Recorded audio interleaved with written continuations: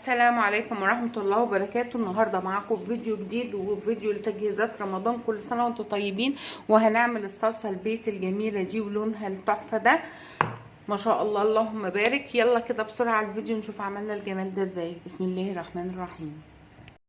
بسم الله الرحمن الرحيم. اول حاجة انا بغسل الطماطم وبشيل البداية بتاعتها دي كده واقطعها 4/4 بالشكل ده. حط بنجرايه صغنونه خالص اكون مقطعها شرايح كده من غير ميه من غير اي سوائل وارفعها على النار. رفعتها على النار بالشكل ده وهسيبها بقى تغلي وتتبخر كده مع نفسها.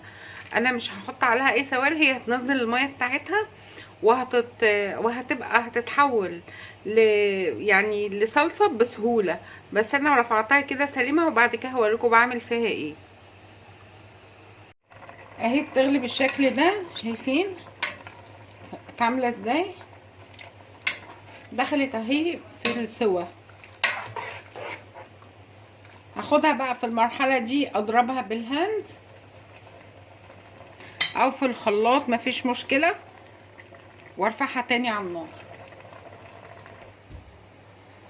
اضربها بالهاند بقى بالشكل ده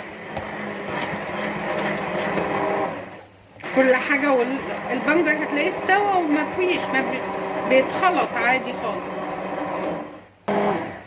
انا خلطتها كويس بالشكل ده. هضيف لها ايه؟ هضيف لها معلقه من الملح. لو انت عاملاها للخضار لازم تعديها على مصفى، لازم تصفيها. لو انا لما بيكون لمحشي بعملها كده مفيش مشكله، بس هوريكي ان انا لازم بعد ما بحط الملح برفعها تاني على النار عشان تتكثف اكتر. هي كثافتها حلوه بس انا عايزاها تتكثف اكتر. تمام. خدها بقى ارفعها على النار. رفعتها على النار بالشكل ده. شايفين قوامها؟ شايفين ما شاء الله اللهم بارك. ومهما كانت الطماطم معاكي مش حمرا البنجريه هتظبط اللون ومش فارقه خالص في الطعم على فكره. اهي ما شاء الله اللهم بارك. انا بسيبها كده لغايه بقى لما تبرد خالص واعبيها في اكياس، وهوريكي ازاي بعبيها وازاي بفردها عشان لو اخد منها جزء نصها كلها هوريكي ده كله وانا بعبيها. شايفين ما شاء الله اللهم بارك. اهي ما شاء الله لما بردت شايفين لونها وقوامها تحفه.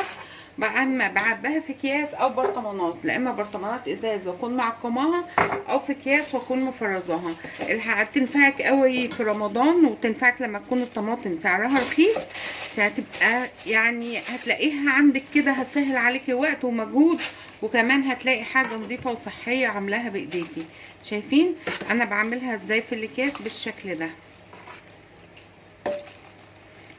ممكن تعمليها على قد الاكله وممكن تعمليها كل اكلتين مثلا كده، او تعملي اكتر من كده حسب ما انت بتحبي. وتقومي ايه ربطاها مفضيه خالص الهواء وربطاها من البدايه كيس كده من البدايه وتخليها مفروده كده. تيجي تستعملي بتقطعي بقى بالسكينه نصها، بتقطعيها ربعها زي ما انت عاوزه بالشكل ده. اعبي الباقي كمان في البرطمان. برطمان كبير وتاخدي منه برطمانات صغيره مفيش اي مشكله. انا هعملها كده برطمانات صغيره تحفه وصحيه ومن غير اي مواد حافظه، وهتقعد في التلاجة معاكي مش هيحصل لها اي حاجه، ولو حطيتها في الفريزر بتقعد بالشهور مش بيحصل لها اي حاجه. شايفين ما شاء الله تبارك الله.